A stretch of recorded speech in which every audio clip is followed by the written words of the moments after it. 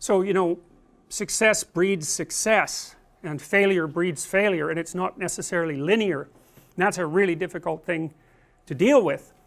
And it's hard on societies, because one of the things we do know is that, you know, as you stretch out the inequality, you make men, particularly on the lower end of the distribution, more and more likely to be aggressive. It's sort of like, you imagine every man has a threshold for violence, and status is important to men, not that it's not important to women, but it's a different kind of status. Status is important to men because it's one of the things that makes them marketable as partners to women, so it actually turns out to be quite important to men. The men tend to compete with one another for status, hierarchy position, and in a really unequal society, if you're like a low rung guy, then, and you don't have any opportunity to rise because the society isn't structured so that there's mobility, then the more aggressive guys tend to turn to criminality.